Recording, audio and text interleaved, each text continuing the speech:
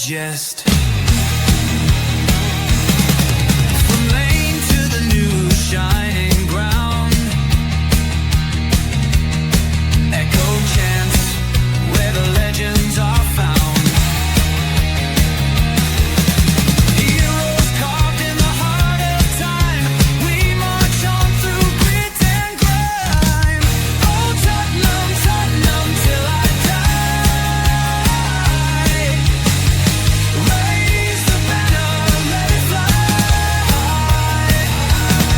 Through the rain, through the fire, this is my club, my only desire.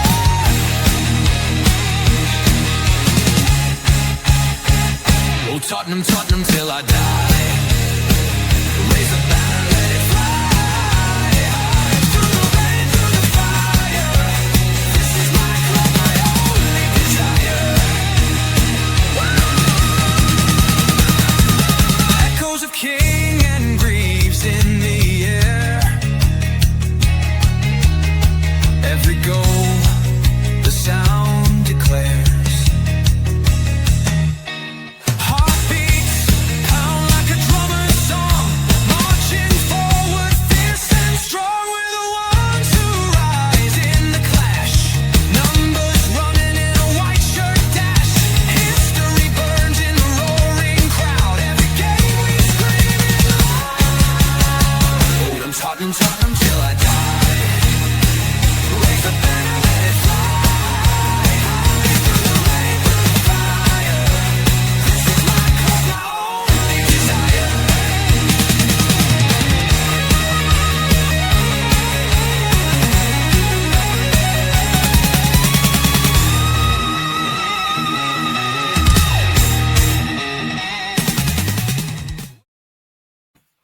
How you doing, guys? And yes, and welcome to the greatest show on earth. Welcome to THFC Two or Die, home of Tottenham, past, present, and somehow it might be an exciting future on the Thomas Frank. Yes, joining me, of course, she is the queen of YouTube. She is the queen of Tottenham Hotspur. I don't know why she's shaking his head. Not quite.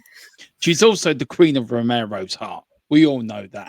Do not say anything That's- about Romero if you want broken legs. But sorry, Mia. But joining me, it is Mia. Mia, great to have you on doing these podcasts with me, pre-records. How are you today? Looking forward to tomorrow? Yes, I'm looking forward to it. I'm hoping that we have a good game. I hope that we continue our good form, obviously. So yeah, it'd be interesting to see how Frank sets up and who plays for sure. It will be. Look, for me, Mia, I didn't see the game last Saturday because of obvious reasons.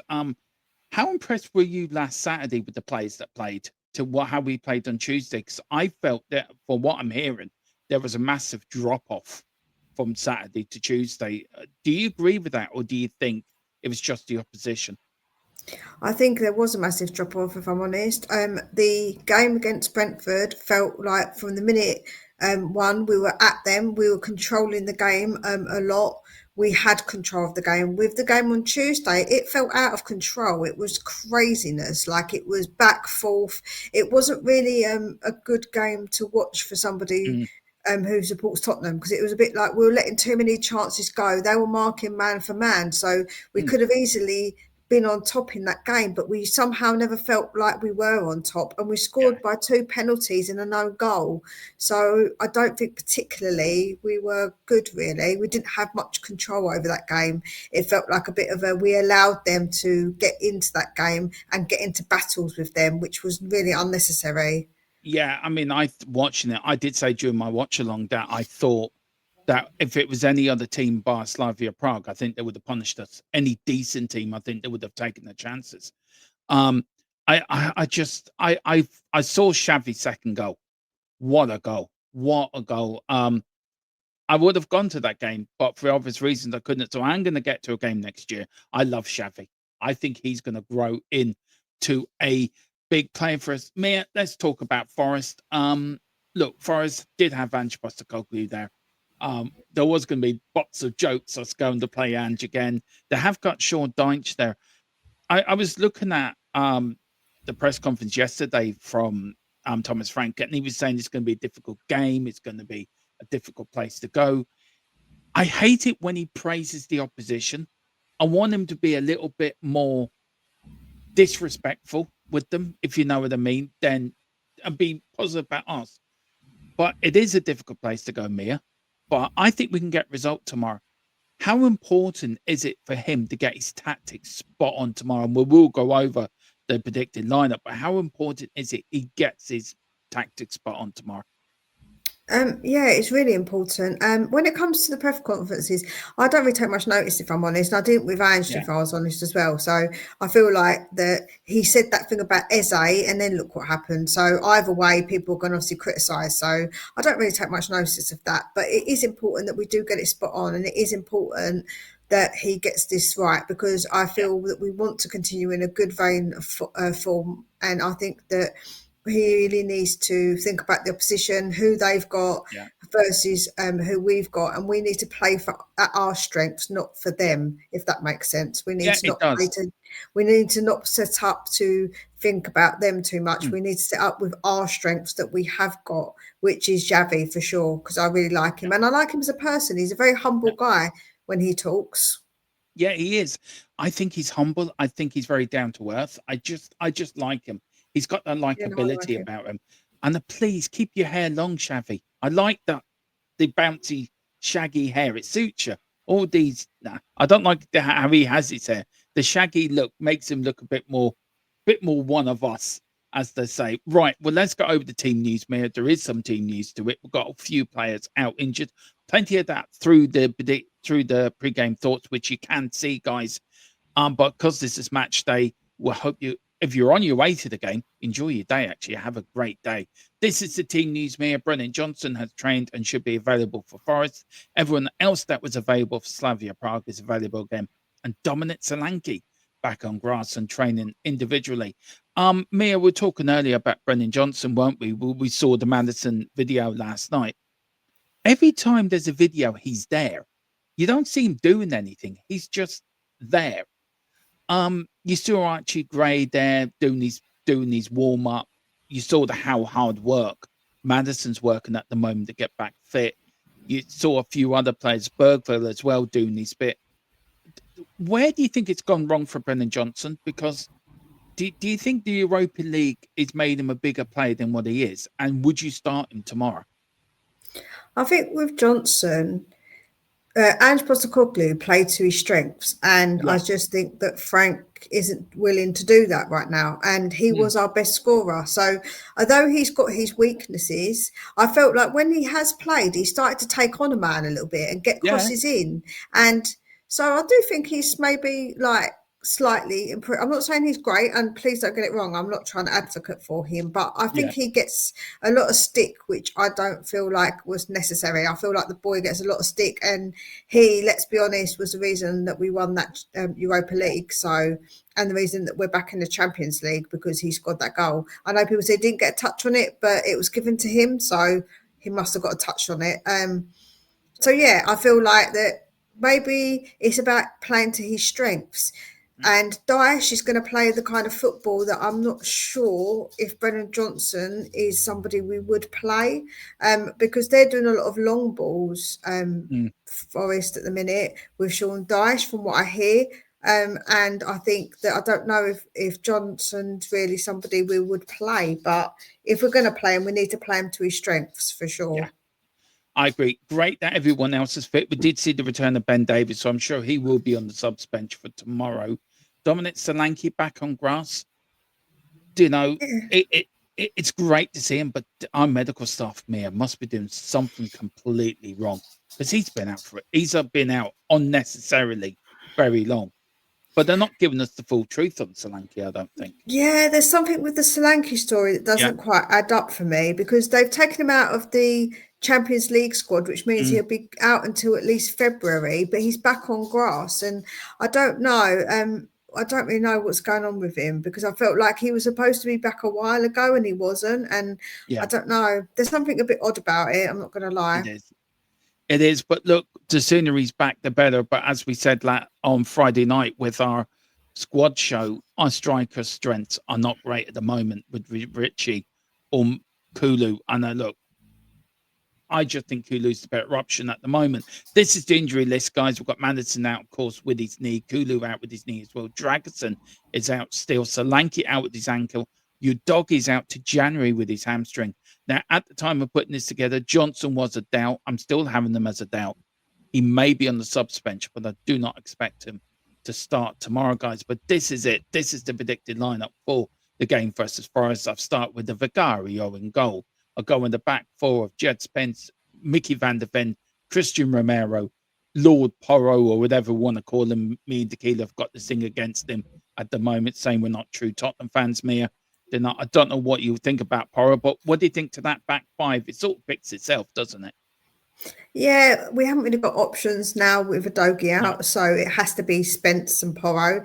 I prefer Spence on his preferred side anyway. I yeah, prefer him I agree. on that side. I think he's better on that side, on the left than he is on the right, because when he's on the right, he plays in. He goes Mm, inwards. Doesn't? Oh, sorry. yeah, So I prefer him on the right than the left, because obviously that's not his best foot. So, but we've got not mm, much choice because of Udogi. So yeah, yeah.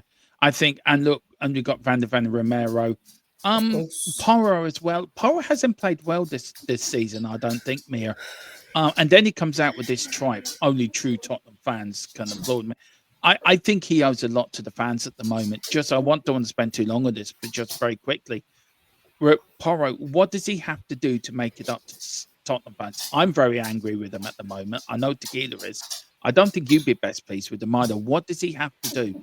You think Um, just consistent I performances? I think consistency is always key. I think he has Yeah. had times where he hasn't been great, but there has been times where he has been Mm, okay. So I think he's been very up and down this season. As far as what he said, I don't really take too much offence to what people say, because I just think that in the heat of the moment, he was upset about his friend being booed, and I can understand it, because I think that booing an individual player is never acceptable. I never agree with booing regardless, but no. if that's what people want to do at the end of a game, to boo the whole team, yes, but to boo your own player, I feel is actually disgraceful. And I don't really think that you should do that. And I don't think that it actually helps a player. I don't think it gives a player Mm, confidence. So I don't actually, I actually think that he probably was saying it more to sort of stick up for Vicario, and yeah. maybe he said it in the wrong way, because don't forget, English isn't his first language, and they do I say agree. things slightly differently. But I do think, like I say, I don't really feel that badly towards Porro. I'm No. not really that angry with him, because So that's I was actually more upset for Vicario that people were booing him, if I'm honest. yeah.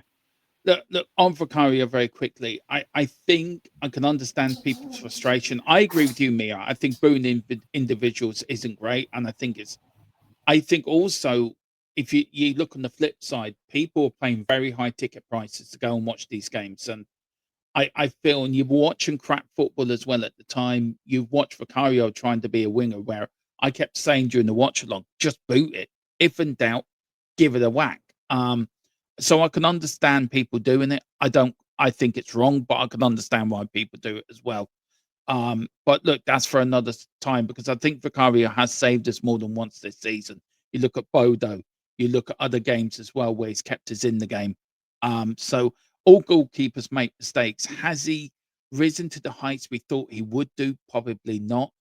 And I think there is a sort of bit of a thing out there that we are looking for a replacement for him, but he is our number one, and he is our only decent goalkeeper. Putting Kingski in there, it's not going to solve anything. So for me, I agree with you, but I understand why people do it. The midfield three for me, I've gone for two. I've gone for Bentacore as a number six. I've gone for Bergville as an eight, and I've gone for Xavi as a 10. I know, Mia, you want to change this a little bit. So which way would you have gone different for this?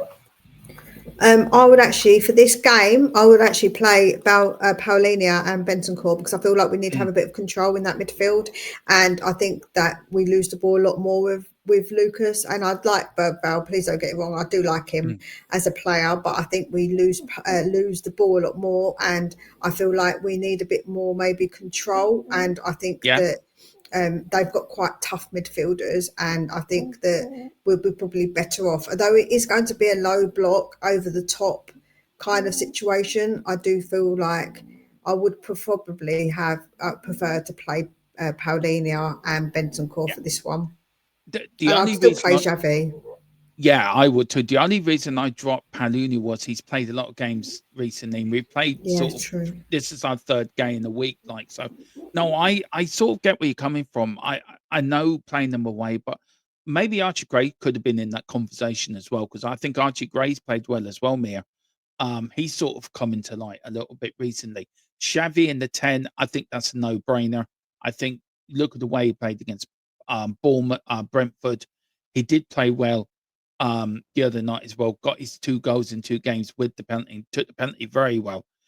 For me, so that is the midfield tree. I've gone for that. Mia is going with Palunia and Bentancur as a double pivot and Xavi as a 10. Now for the front tree. The front tree sort of picks itself, Mia. And I really struggled with the striker position. And I'm really struggling with this because I looked at Richarlison's game on Tuesday and the amount of chance he missed, Mia, was mind boggling, especially 42 seconds into the game. He's got the whole goal to aim at and he hits the goalkeeper. I mean, if Richarlison was an animal going to the arc when Noah built him and Noah had signposted it to there, Richarlison would still miss the target. He still missed the entrance. Uh, but for the Y men, I've gone with Kudos and I've gone with Odebear. I think for me, they're the 2 best ones. And I think Odebear's done all right this season, Mia. I think he's impressed people. He's impressed me. But I've gone for Kudos, Odebear, and Colo up front, my front tree. Would you accept that or would you change it, Mia? I would change it.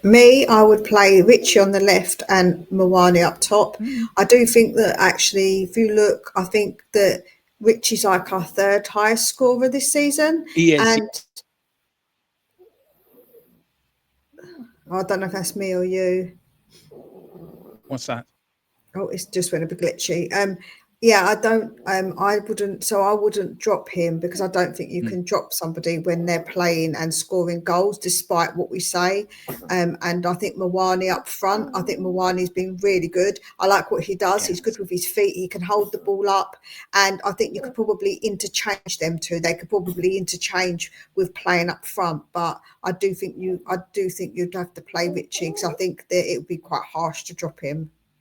Yeah. And I know that's I probably not acceptable to most people, but I do think he's one of our top scorers, man. So Yeah, no, I get that. And this is what I love about it. Everyone has different opinions. Everyone has different ways to want to set up the team. And I think that's the beauty of football and that's the beauty of these shows because I see one set up and you see another. And I love that. It's all about opinions, isn't it?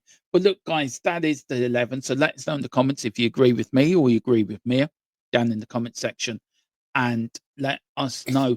Mia, look, the as one the guys, quickly yeah, go on. before we go, there's actually something that they could possibly do. He could play two up front as well. That could be a Yeah. possibility that he might try that because that might work. But I'm just saying that is a possibility. He could possibly try it. Mm. Not that he will, I don't think, but that is a possibility.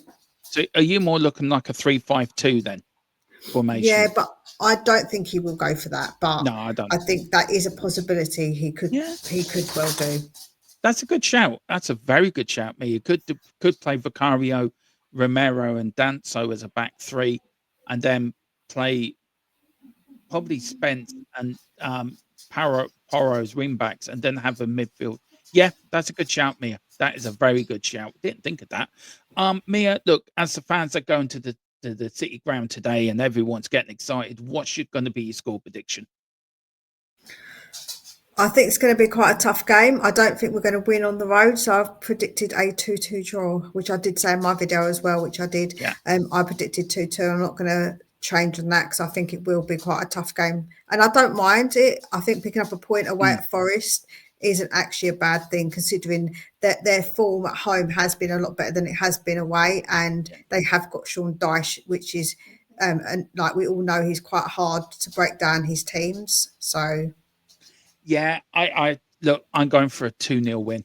I think we'll get a win up there. It's not going to be anything high or dramatic. I think 1 goal in the first half and 1 in the second half. But yes, Forest are very difficult to play against. Sean Dyche had them tight, hasn't he? Tight at the back. But I think Thomas Frank, I think he has to get his tactics spot on. The only thing I don't want to see is them taking the lead.